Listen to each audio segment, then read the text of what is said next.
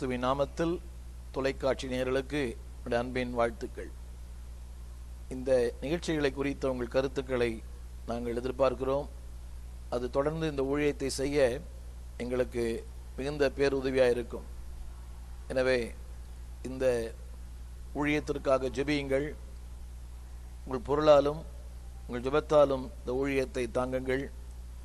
ஏறக்குறைய 70க்கும் மேற்பட்ட திருச்சபைகள், 100க்கும் மேற்பட்ட தாய் தகப்பனற்ற அனாதை பிள்ளைகளை நாள்தோறும் அவர்களை போஷிக்கின்றோம். தொடர்ந்து இந்தியாவின் வெளிநாடுகளிலேயும் தேவனுடைய வார்த்தையை தொடர்ந்து அறிவித்து கொண்டு வருகிறேன். தொடர்ந்து எனக்காக இந்த ஊழியத்திற்காக ஜெபிக்கும்படி அன்பாய் பட்சமாய் கேட்டுக்கொள்ளுகிறேன். இந்த நாளிலே நாம் அனைவருக்கும் தெரிந்த அன்றாடம் நம்முடைய ஜெபங்களிலே பயன்படுத்துகிற ஒரு சங்கீதத்தை உங்களோடு பகிர்ந்து கொள்ளும்படி விரும்புகிறேன்.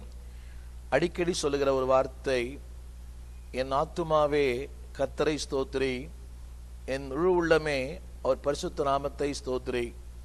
என் ஆத்துமாவே கர்த்தரை ஸ்தோத்திரி, அவர் செய்த சகல உபகாரங்களையும் மறவாதே. ஏன் ஆண்டவரை மறந்து போகக்கூடாது? அன்பானவர்களே, தேவன் ஏன் அவரை நாம் துதிக்க வேண்டும்? ஒரு பக்தன் இப்படி சொன்னார், செய்த நன்மைகளுக்கு நன்றியாயிரு, செய்ய போற நன்மைகளுக்கு நீ தகுதியாயிரு. இந்த நாளிலே 103ஆம் சங்கீதத்திலிருந்து சில சத்தியங்களை உங்களோடு பகிர்ந்து கொள்ள முடிய விரும்புகிறேன். அவர் செய்த சகல உபகாரங்களையும் மறவாதே. அவர் என்னவெல்லாம் செய்தார் என்பதை ஒரு சில குறிப்புகளை உங்களோடு பகிர்ந்து கொள்ளும்படி விரும்புகிறேன். வேதத்தை நேசிக்கிற உங்களை பார்த்து அன்பாய் கேட்கிறேன்.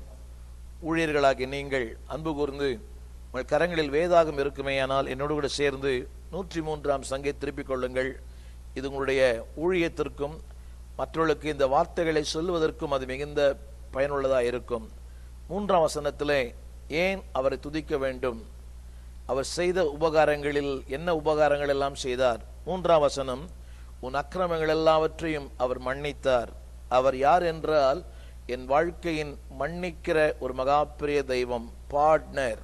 அவருடைய கருத்து என்னவென்றால், என்னுடைய எல்லா அக்கிரமங்களையும், அன்பானவர்களே, இந்த பூமியிலே மனிதன் பாவம் செய்ததினாலே அவன் பாவி அல்ல, பிறப்பாலே அவன் பாவி. Every man born in this world born as a sinner.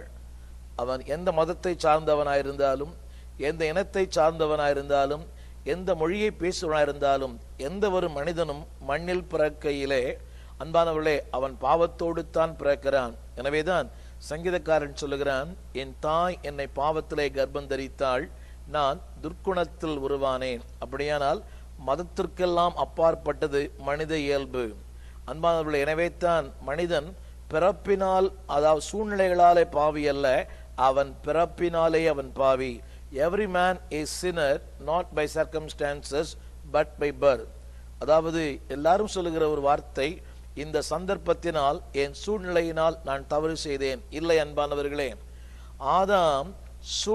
ஆதாமுடைய பாவத்தினாலே இயற்கை பாதிக்கப்பட்டது. சூழ்நிலையினால் ஆதாம் பாவம் செய்யவில்லை, ஆதாமினால் சூழ்நிலைகள் பாதிக்கப்பட்டது. ஆதாம் பாவம் செய்வதற்கு முன்பதாக இந்த பூமியிலே முட்கள் இல்லை. ஆனால் ஆதாமுடைய பாவத்துக்கு பிறகுத்தான் இந்த பூமியிலே முட்கள் உண்டாயிற்று. அப்படியானால் மனிதனால் இயற்கை பாதிக்கப்படுகிறது. மனிதனுடைய பாவம் அந்த அளவுக்கு ஒரு மாபெரும் பாதிப்பை உண்டு பண்ணுகிறது. இன்றைக்கு குடும்பங்களிலே அன்பானவர்களே, இந்த பாவம் அநேகரை பாதிக்கிறது.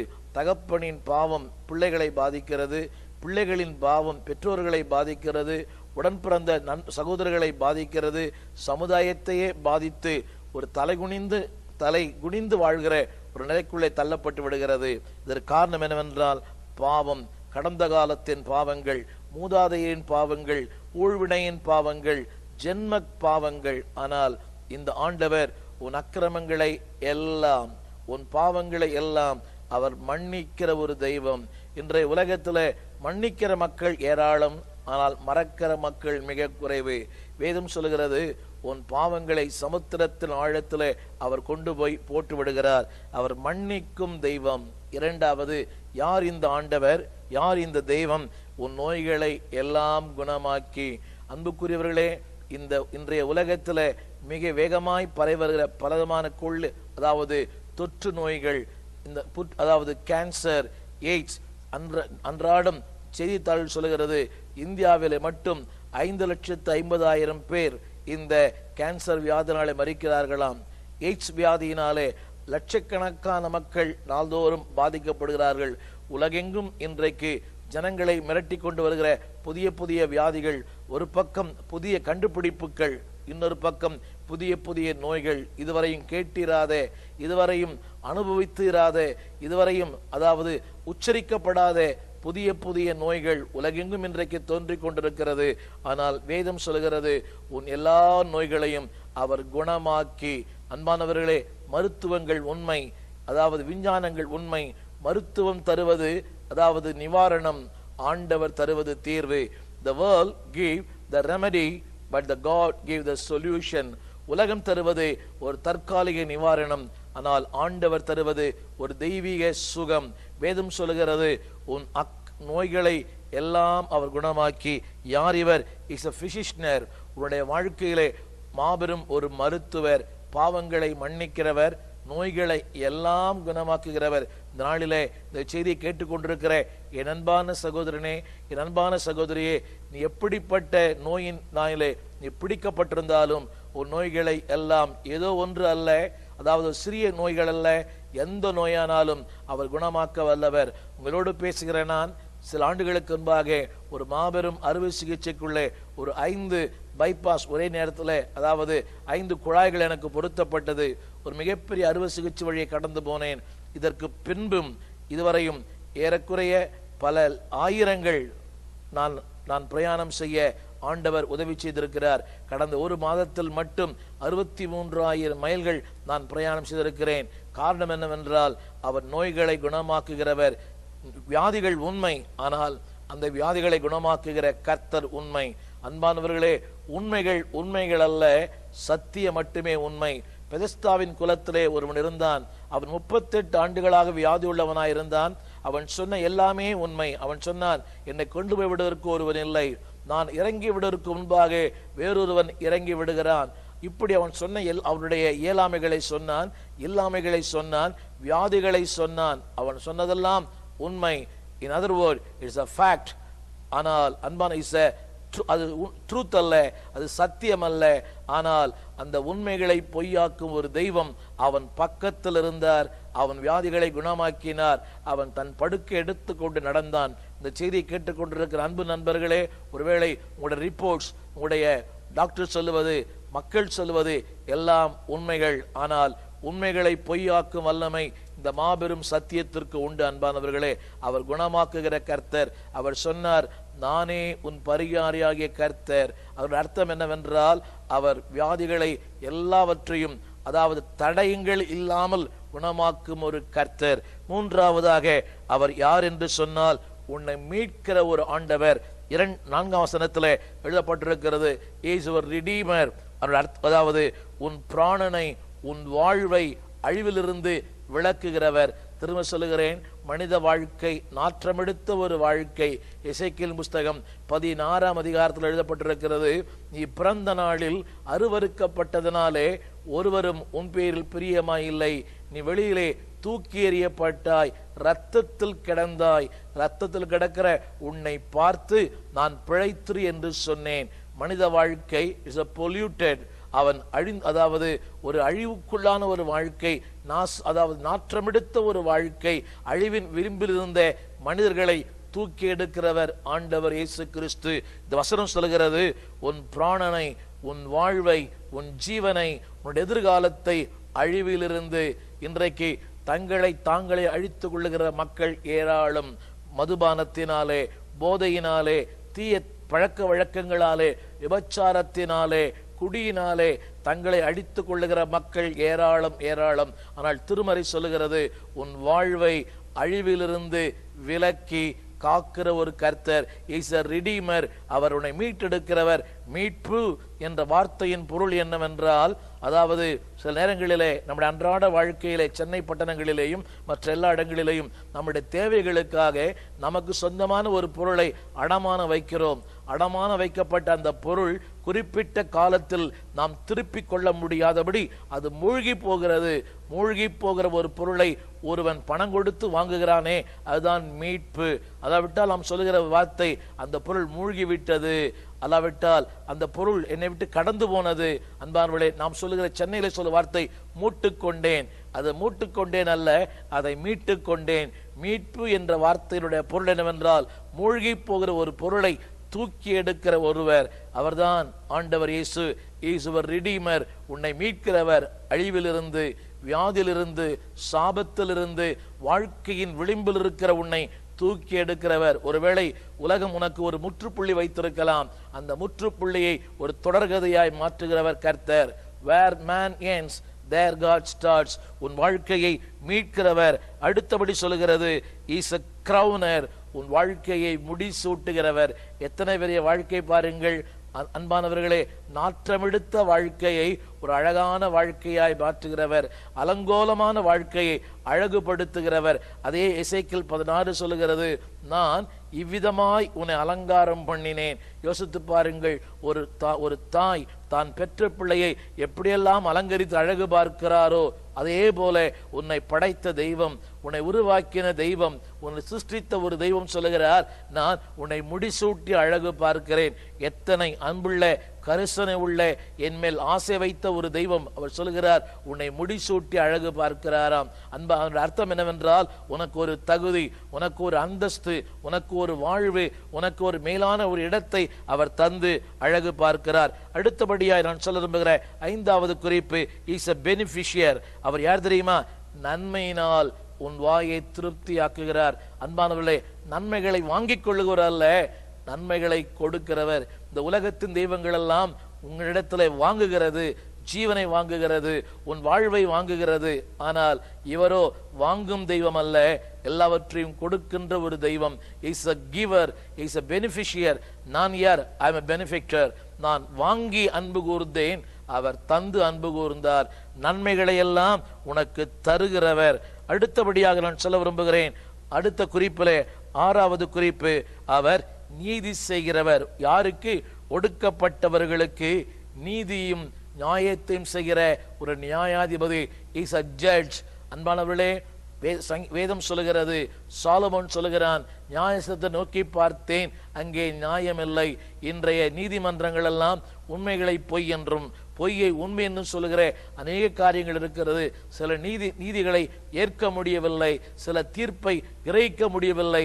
ஆனால் ஆண்டவர் கொடுக்கிற நீதியும் நியாயமும் உண்மை உள்ளது. ஒருவேளை இந்த செய்தியை கேட்டுக்கொண்டிருக்கிற என் அன்பு நண்பரே, உலகத்திலே உனக்கு நீதி கிடைக்காமல் போயிருக்கலாம். உன் அலுவலகத்திலே, உன் உறவுகளிலே உன் பக்கம் 1000 நியாயங்கள் இருந்தாலும் அந்த நியாயங்களை இந்த உலகம் ஏற்றுக்கொள்ளாமல், ஒத்துக்கொள்ளாமல், புறக்கணிக்கப்பட்டிருக்கலாம். பயப்படாதே. there is a judge who always judge you.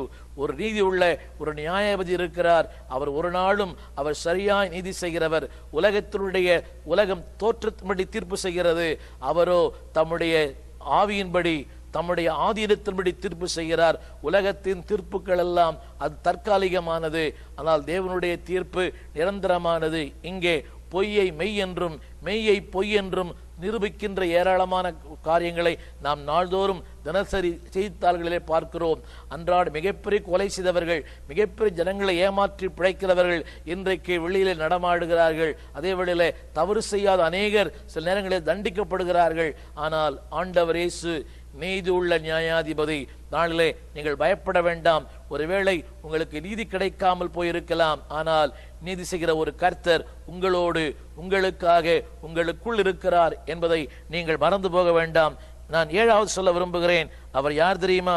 உன் வாழ்க்கையை சிற்றி உருவாக்குகிறவர். தமிழ் வேதாகமம் சொல்லுகிறது, அவர் எப்பொழுதும் கடிந்து கொள்ளார். அர்த்தம் என்னவென்றால், எப்பொழுதாவது உன்னை கடிந்து கொள்ளுவார். அவருடைய கருத்து என்னவென்றால், உன்மேல் அக்கறை உள்ளவர். வேதம் சொல்லுகிறது, ஆண்டவர் சிற்றிக்காதிருந்தால் நீங்கள் வேசியின் பிள்ளைகளாய் இருப்பீர்களே.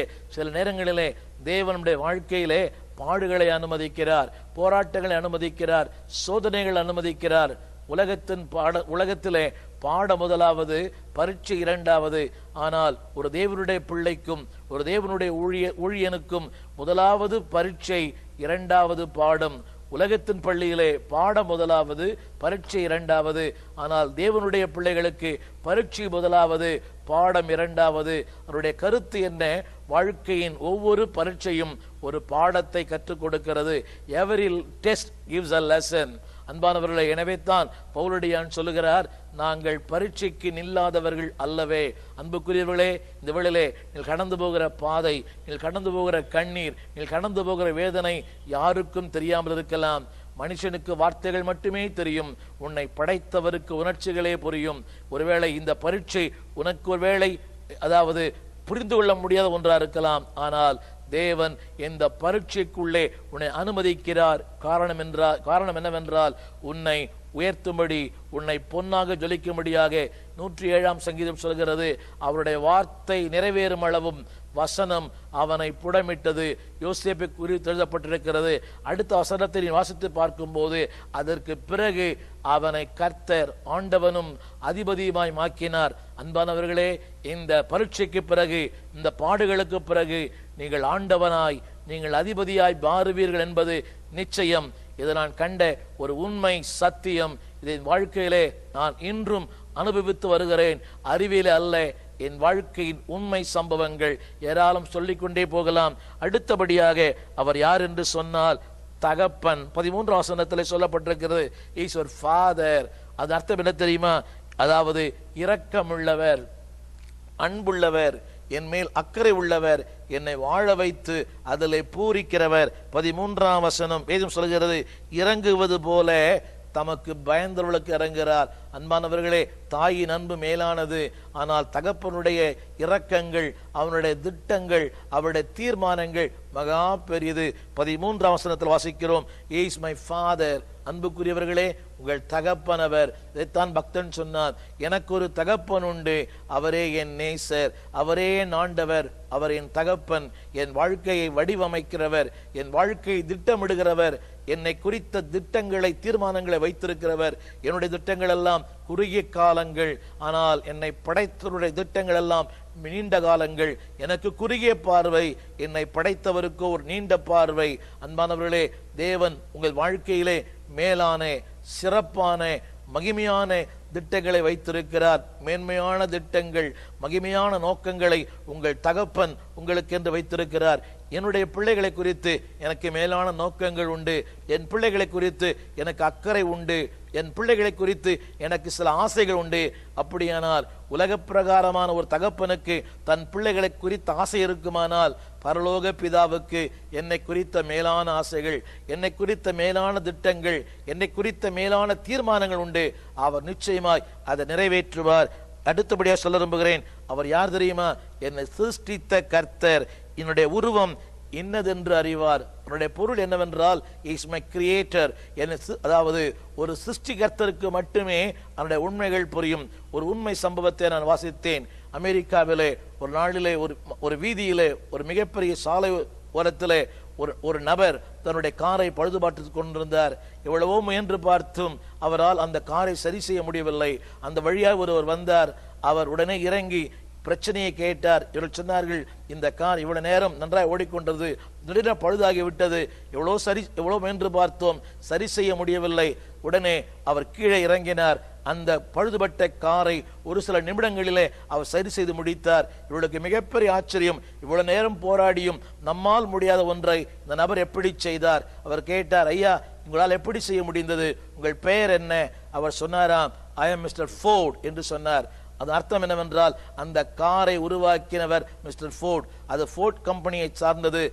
அவர்தான் அந்த வழியை போன அவர்தான் அந்த காரை உருவாக்கின நபர், வடிவமைத்தவர். அவர் சொன்னார், ஐ ஆம் மிஸ்டர் ஃபோர்ட். அவளுக்கு ஆச்சரியமாகி விட்டது. இந்த காரை உருவாக்கினவரே எங்களிடத்துல வந்து இந்த பழுதை சரி செய்தாரே, இந்த ரிப்பேர் பண்ணினாரே. ஆம் அன்பானவர்களே, அவர் சொன்னார், I know the problems, I know the mistakes என்று சொன்னார். அப்படியானால் உன்னையும் என்னை உருவாக்கின ஒரு தெய்வம் இருக்கிறார், உன்னையும் என்னை உருவாக்கின ஒரு சிருஷ்டிகர்த்தர் இருக்கிறார். அவருக்கு உன்னுடைய நிலைகள் புரியும், உன்னுடைய சூழ்நிலைகள் புரியும், உன் சந்தர்ப்பங்கள் புரியும். நீர் யார் என்பதை அவர் அறிந்திருக்கிறார். உன்னை நீ அறிந்து வைத்திருக்கிறதை விட உன் ஆண்டவர் உன்னை அதிகமாய் அறிந்து வைத்திருக்கிறார். 139ஆம் சங்கீதத்திலே 26 முறை ஒரு வார்த்தை வருகிறது, என்னை அவர் அறிந்திருக்கிறார், என்னை அவர் அறிந்திருக்கிறார், என் உட்காருதலை, என் எழுந்திருக்குதலை அவர் அடிக்கடி இந்த வார்த்தை பயன்படுத்தப்படுகிறது. He knows me, he knows me. என்னை அறிந்திருக்கிற கர்த்தர் உன் உள்ளான வாழ்வை, வெளியான வாழ்வை, அந்தரங்க வாழ்வை, உன் மாய்மாலமான வாழ்க்கையை அவர் அறிந்திருக்கிற ஒரு கர்த்தர். அடுத்தபடியாக சொல்ல விரும்புகிறேன், அவர் யார் தெரியுமா? உன்னுடைய கூட உன் உடன்படிக்கையை நினைவு கூறுகிற கர்த்தர். 18ஆம் வசனத்தில், அதாவது அவருடைய கட்டளைகளை செய்ய, அவருடைய உடன்படிக்கையை கை கொண்டு அவருடைய கட்டளைப்படி செய்ய நினைக்கிறவர்கள் மேலேயே உள்ளது. That means is a covenant keeping God. அவர் யார் தெரியுமா? அவரோடு உடன்படிக்கையை அவர் காத்து கொள்ள வல்லவர். நான் உங்களோடு பேசுகிற நான் ஆண்டவர் அறியாத ஒரு குடும்பத்திலிருந்து 1970ஆம் ஆண்டு ஆகஸ்ட் மாதம் 30ஆம் தேதி நான் ஆண்டவரோடு உடன்படிக்கை செய்தேன். 17 வயதில். அன்பானவர்களே, 43 ஆண்டுகள் கடந்து விட்டது. எத்தனையோ மேடுபள்ளங்கள். ஆண்டவர் அறியாத குடும்பத்தில் பிறந்ததினாலே, ஏற்றுக்கொண்டதினாலே ஏராளமான போராட்டங்கள், பாடுகள், அவமானங்கள், ஏளனங்கள், பரியாசங்கள், சொந்த குடும்பங்களால் ஒதுக்கப்பட்டு பகைக்கப்பட்ட நேரங்கள். ஆனால் வேதம் சொல்கிறது, is a covenant keeping God. அவரோடு செய்த உடன்படிக்கையை அவர் நித்தியம் வரை காத்து கொள்ளுவார். மல்கியாவின் புஸ்தகம் 2ஆம் அதிகாரம் சொல்லுகிறது, அவரோடு செய்த உடன்படிக்கையிலே ஜீவனையும் சமாதானத்தை வைக்கிற கர்த்தர். That's a life and peace in God's covenant. அன்புக்குரியவர்களே, இந்த நாளிலே அவர் யார் தெரியுமா? அவரோடு செய்த உடன்படிக்கையிலே அவர் நினைவு கூறுகிற கர்த்தர். ஒருவேளை நீ நினைக்கலாம், நீங்கள் ஆண்டவர் என்னை மறந்திருக்கிறார், என்னை கைவிட்டு விட்டார், ஒருவேளை அவருடைய சிந்தையை விட்டு நான் தூரமாயிருக்கிறேன். தமிழ் வேதம் சொல்கிறது, அதன்படி செய்ய நினைக்கிறவர்கள் மேலேயே உள்ளது. யோசித்து பாருங்கள், அவர் எப்படிப்பட்ட தெய்வம் தெரியுமா? அவருடைய உடன்படிக்கை செய்த உண்மையில் நினைவு கூறுகிற கர்த்தர். Is a covenant keeping God. அன்புக்குரியவர்களே, அது மட்டுமல்ல, கடைசியாக சொல்ல விரும்புகிறேன், அவர் யார் தெரியுமா? 19ஆம் வசனத்திலே அவர் ராஜா. 19 கடைசி சொல்லுகிறது, அவருடைய ராஜரீகம் சர்வத்தையும் ஆளுகிறது. Is a king of king in your life. உன் வாழ்க்கையை ஆளுகிறவர், சூழ்நிலைகளை ஆளுகிறவர், உன் இல்லாமை ஆளுகிறவர், வெறுமை ஆளுகிறவர், உன் கண்ணீரை ஆளுகிறவர், நீ கடந்து போகும் பாதையை ஆளுகிறவர். இப்படிப்பட்ட ஒரு ராஜா, இப்படிப்பட்ட உடன்படிக்கையை காக்கிறவர், இப்படிப்பட்ட சிருஷ்டிகர்த்தர், இப்படிப்பட்ட ஒரு தகப்பன், இப்படிப்பட்ட ஒரு மன்னிக்கிறவர், இப்படிப்பட்ட நன்மைகளை செய்கிற ஆண்டவர் இந்த நாளிலே அவர் சொல்லுகிறார். எனவேதான் திருமறை சொல்லுகிறது, அவர் செய்த சகல உபகாரங்களை மறவாதே. அன்புக்குரியவர்களே, இந்த நாளிலே ஆண்டவர் செய்த நன்மைகள் ஏராளம் ஏராளம். அவர் செய்த நன்மைகள் ஏராளம். அந்த நன்மைகளுக்கு நன்றியாயிருங்கள், செய்ய போற நன்மைகளுக்கு தகுதியாயிருங்கள்.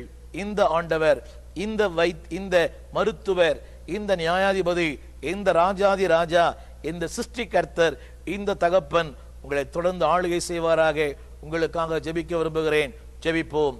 எங்கள் நல்ல தகப்பனே, இந்த நாளிலே இந்த செய்தியை கேட்ட ஒவ்வொரு பிள்ளையுடைய வாழ்க்கையிலேயும் ஆண்டவரே, பலவிதமான பாடுகள், பலவிதமான போராட்டங்கள், பலவிதமான கண்ணீர், ஆண்டவரே, கண்ணீரின் பாதையிலே கடக்கும் போதெல்லாம் நீ தகப்பனாய் இருப்பீராக. ஒடுக்கப்படும் போது நீதி செய்வீராக. வியாதி நேரத்திலே மருத்துவராய் இருப்பீராக. ஆண்டவரே, தகப்பனாயிரும், மருத்துவராயிரும், மீட்பராயிரும், நன்மைகளுக்கெல்லாம் நாயகனாயிரும். ஆசீர்வதியும். இயேசுவின் நாமத்தில் எங்கள் பிதாவே, ஆமேன்.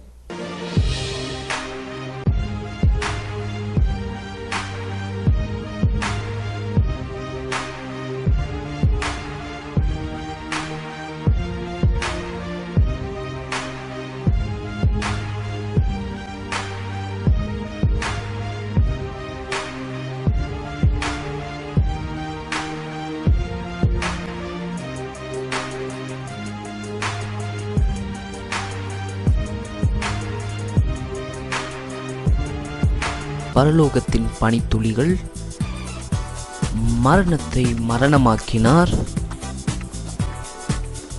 ஆசீர்வாதத்தின் பாதை மற்றும் தேவன் மனிதனானார் என்ற நூல்களை வாங்கி பயன்பெறுங்கள்.